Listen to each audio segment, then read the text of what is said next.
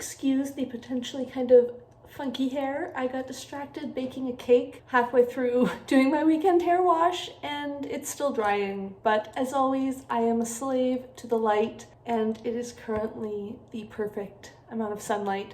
If I angle myself just right, as you can see, if I don't angle the camera right, everything will be invisible.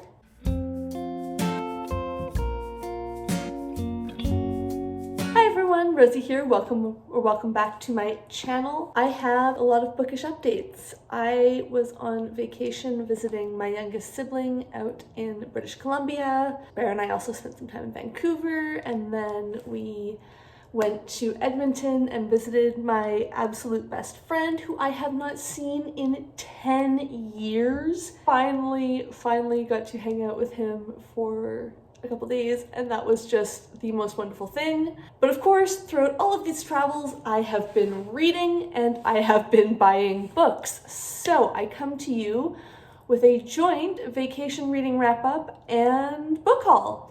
I'm going to start with the wrap-up, and then I'll tell you about the books I bought and the wonderful bookstores where I got them. First book I read was when I had just started before we left, and that was Lady Tan's Circle of Women by Lisa C. This was an e-arc from NetGalley last year, and it has taken me so long to read that the paperback was out in all of the stores and I was tempted to buy it because, spoilers, I absolutely adored this book. It is set in 15th century China, and we follow a high-class woman who, very unusually for her time and place in society, is trained to work as a doctor and then practices medicine and treats her family and the other people in her community. It's a historical fiction story in that we don't know like the details about this woman's relationships with her family and stuff like that. But the main character was a real person. She did exist. We do know some details about like who her father was and who her brothers were and things like that, because unfortunately it was a very patriarchal society. And we do know that she published the first book of Chinese medicine ever written by a woman, and that is just so cool. I'm not really like participating formally or anything, but I did low-key have this in mind as a pick for the Her Story Readathon, which is hosted by Literarily Smitten and Coiny Reads, I believe. I will put all of the details down below in the description. I'm sure editing Rosie will be annoyed with me for making work, but it's a great readathon, and I did sort of want to low-key participate, even if I'm not, following prompts or anything. I'm sure it fits in there somewhere. Anyways, I had been putting this book off because I felt like there would be some difficult content. I'm sure you can imagine the type of thing. And there definitely was. There was some various graphic scenes of different types. I will link to the trigger warnings in the description as well, because definitely check that out.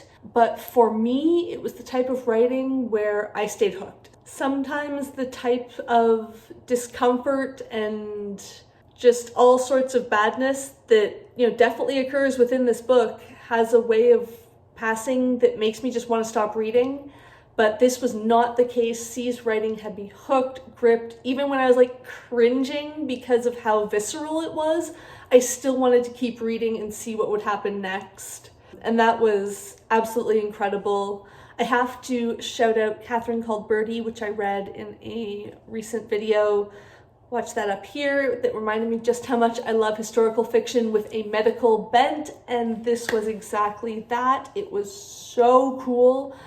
I also really enjoyed the fact that I knew really nothing about Chinese medicine or even really life in China at this time period. So there was a huge amount of discovery, and it made me want to go read more things and learn more about all of this stuff. It would have been kind of cool if there was a postscript with like some more details, but as I said, I can do that research myself. And I just love learning about how women's lives worked within this complex societal structure and within these very hierarchical and complex family structures and all of the way those dynamics played out. I thought it was beautifully written, absolutely incredible. Loved this book. As I said, was having to resist buying a physical copy in every bookstore I went to because I really want to have this one. It's just incredible. I then switched gears to The Oracle Year by Charles Soule. This is a contemporary sci-fi novel. It's the only way I can describe it. Like,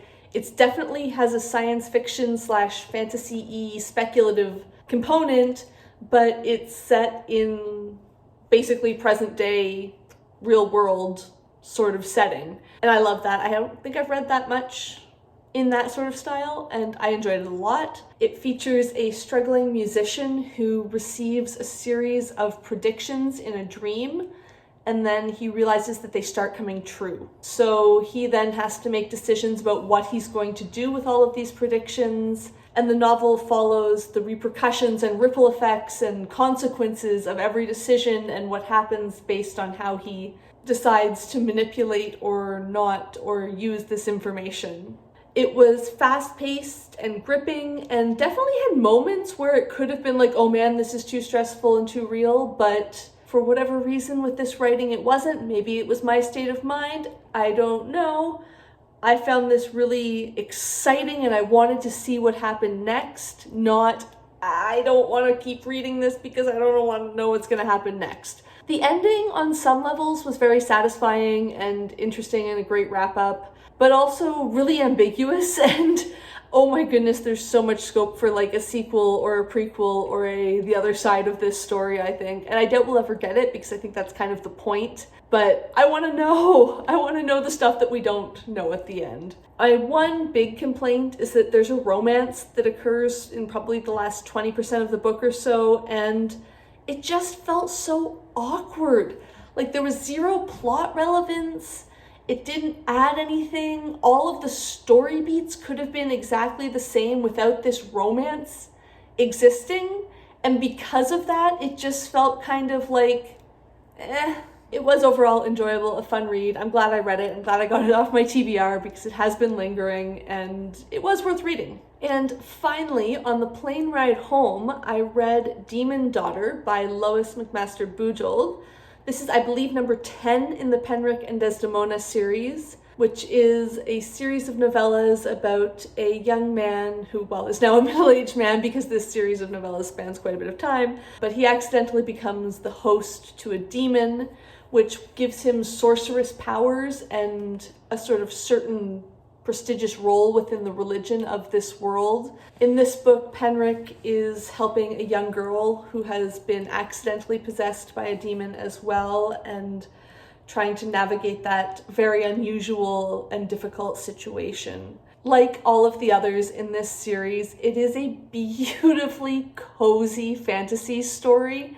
That is why I read it almost immediately. I actually bought it while on the trip because I saw that it was out in another context and knew I wanted to read it, and I did, and I read it in one sitting. There's like definitely plot development and difficult decisions that happen within this book, but it's written in a way that is just so comforting.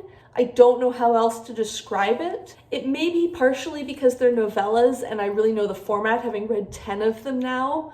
So I know that any sort of tense plot points are going to be resolved very quickly. And as I said, in this case, I read it in one sitting, so you don't have that sort of, it's hanging over you feeling. It's very serialized, so I know that it's going to resolve well, kind of like a sitcom of books, I guess.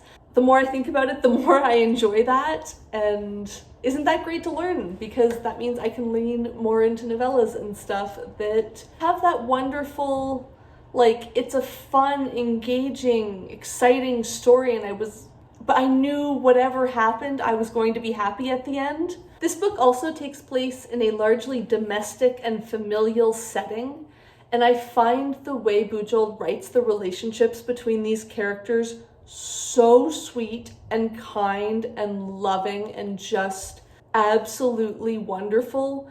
The romantic relationship in this series is probably my favorite romantic relationship of any I have ever read. It is so caring and respectful, and I have always loved the character of Penric right from the beginning of the series, before this relationship even began to develop. But as his life with his family unfolds in these latest books, he is honestly the closest to a bookish crush I have had in probably a decade. With every book, I also fall more in love with the whole world and how it's painted. It's one of those series where there's a lot of mentions of what people are eating and wearing and the little details about how the world works. And Bujold has so much respect for craft and the work that goes in and the love that goes into just everything involved in this world. There's so many mentions of how the fabric for their clothing is produced, or where the food that they are eating comes from, or why. It just, in a fantasy novel, I know that's maybe very niche and specific, but I love that. It is exactly the same sort of detail that I love in 1920s Melbourne in the Franny Fisher murder mystery series, except in fantasy. It's that love and appreciation for life and the small comforts of life and love and family relationships, and it's just beautiful. Okay, this book was wonderful.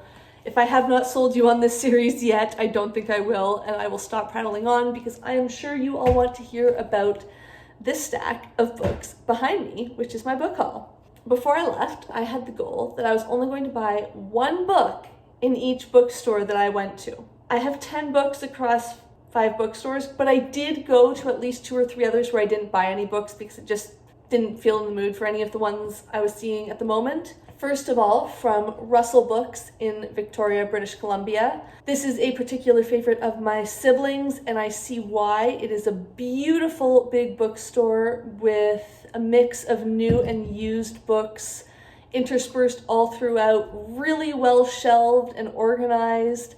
Amazingly tall, beautiful setting. Anyway, I'll tell you about the books. First, I have The Turkish Embassy Letters by Lady Mary Wortley Montagu. I have not prepared any notes on any of these, so we're going purely based on the backs. A set of letters and journal entries that this Lady Montagu wrote when she traveled to Constantinople in 1716, when her husband was like the British ambassador. Yeah, I've actually already started reading. As you can see, I've got my bookmark in there, and it's really interesting. I had never really heard of this, but it sounded fascinating, and I picked it up because it was used, and actually came out in like the 90s. So this is in really great shape. I'm not even really sure if it had ever been read. Staying on a nonfiction kick, I also picked up A Rock Fell on the Moon, Dad and the Great Yukon Silver Ore Heist by Alicia Priest. So I had never heard of this book or this event. Essentially, when this woman, Alicia Priest, was a child, she and her family lived in Yukon where her dad worked in a silver mine in some capacity. I could look in the inside, but then I couldn't show you the covers. It came out that he had committed a huge heist. I love books about heists. True crime about that sort of thing is the one type of true crime I'm really into. And this just sounds like a fascinating account, so I'm so excited to read that. I'm going to say that about every book, but of course I am. That's why I bought them. At Bookish Shenanigans, also in Victoria, I bought A Manual for Cleaning Women by Lucia Berlin. I have already read this book. This is another bookstore that had a mix of new and used, in this case shelved in 2 separate parts, a much more limited selection, but with a lot more like gifts and cards and stuff worked in as well. It's very cute also. And I saw this. I loved this collection of short stories, which are sort of semi-autobiographical about Lucia Berlin's true, incredibly eventful life. I believe I read this in early 2020. I know I was reading at least one of her books very early in the pandemic. I really, really enjoyed it, so I wanted to get a physical copy and I want to reread this. I have this idea that at some point I will start keeping a collection of short stories sort of in rotation on my coffee table or something to occasionally dip in and out of, and I'm hoping that this will be one of them when I do that. Also at Books and Shenanigans, I got The Secret Lives of Country Gentlemen by K.J. Charles. An unwary gentleman and his charming smuggler prince find love amidst skullduggery, danger, and murder most foul. I had just recently read The Wisteria Society of Lady Scoundrels. Absolutely adored that. I will admit, certain genres I buy based on cover. This cover is very much in the exact same vibe as that one, so I thought I would probably like this as well. I have been wanting to read KJ Charles for quite a while. I had just been talking the previous day to my sibling about how I wanted to read more queer romance, and I saw this and it was fate, and it was beautiful, and obviously I am going to read this very, very soon because wow. And also I think this is going to be a series, so hopefully it'll be good and I can get those and maybe read KJ Charles's other books, because I have had, I believe it's Slippery Creatures on my TBR for like 4 years now. But I don't know, this one just called to me more in the moment, and also it was the one that they had there, so I got this. In Vancouver, the first bookstore we went to was Little Sisters. FYI, if you're planning to visit, it is not just a bookstore, it is also an adult store, so like maybe don't bring small children, but it is very cool, has all range of fabulous stuff of so many categories, from like, you know, the cool clothing you see people wearing at Pride and they're like, where do they get this stuff? Apparently it's places like Little Sisters, to an amazing collection of sex toys and fabulous new and used queer books, nonfiction, fiction, all types of stuff. It was awesome, and I got a couple books. First, I got The Tea Dragon Society by Kay O'Neill. After discovering a lost tea dragon in the marketplace, Greta learns about the dying art form of tea dragons caretaking from the kind tea shop owners, Hesekiel and Eric. As she befriends them in their shy ward, Minette, Greta sees how the craft enriches their lives and eventually her own. This is like a graphic novel type book. It's a series. I suspect I'm going to need to have all of them because, oh my goodness, look at this. It just looks so cute and I cannot wait to read it. Maybe I will read this weekend. Who knows? It's gorgeous. And on a different note, I got Love After the End, an anthology of two-spirit and indigiqueer speculative fiction edited by Joshua Whitehead.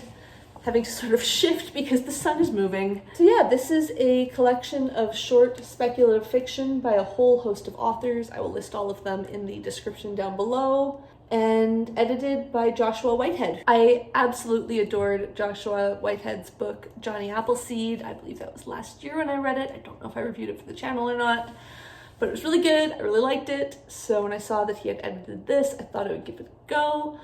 I haven't read that many short fiction anthologies. I usually gravitate towards collections of short stories, often interwoven ones at that. But this will be pretty fun, and maybe I'll discover some authors who I want to read more from. Then at Massey Books, also in Vancouver, I got A Grandmother Begins the Story by Michelle Porter. Honestly, largely because this cover is incredible. 5 generations of Métis women argue, dance, struggle, laugh, love, and tell the stories that will sing their family, and perhaps the land itself, into healing.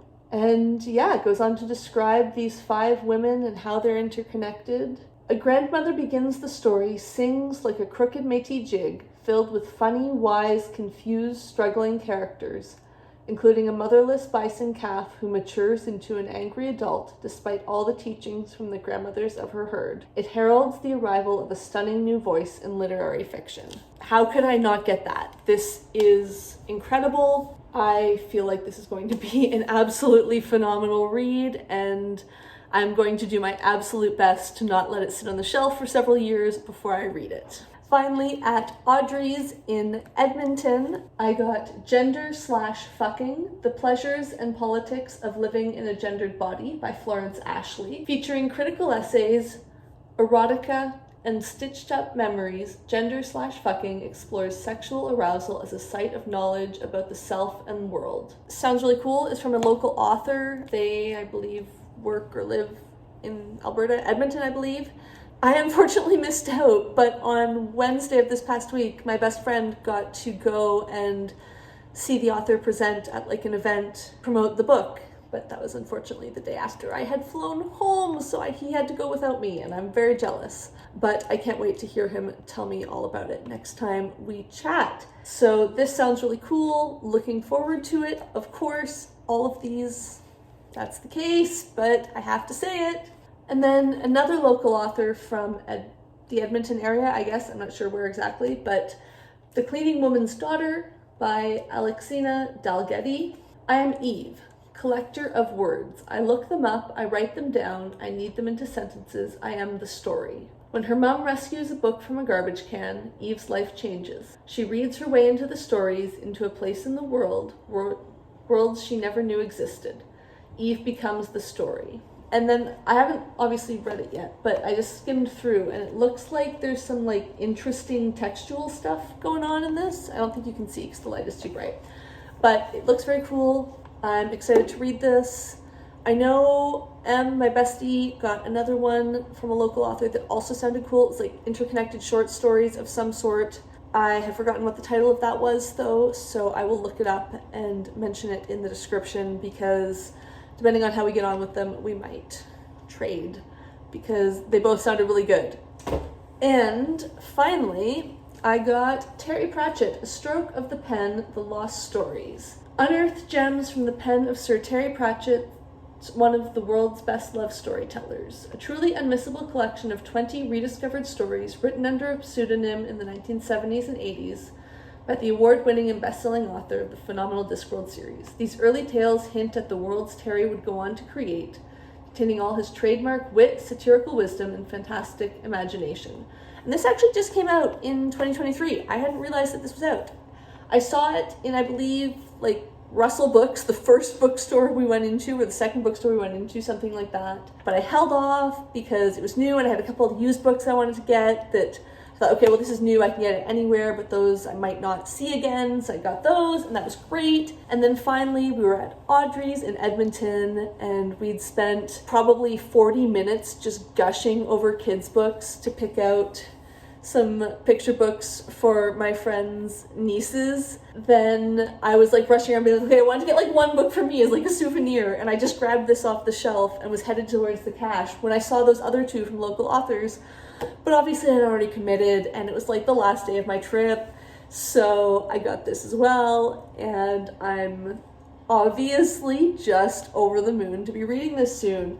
I don't know if there's like a Christmas element or not, but the cover has a very like Christmassy vibe.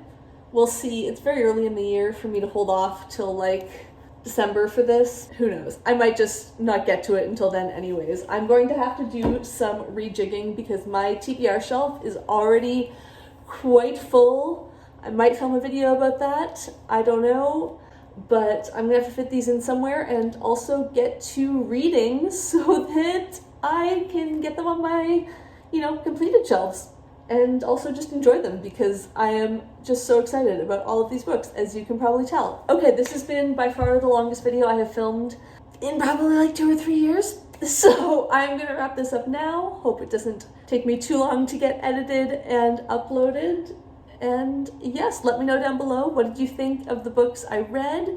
What did you think of the books I got? Do you have any opinions? And let me know what you've been reading. I hope you enjoyed this video. If you did, make sure you give it a like. If you would like to see more of my videos, make sure you hit subscribe, and thank you for watching.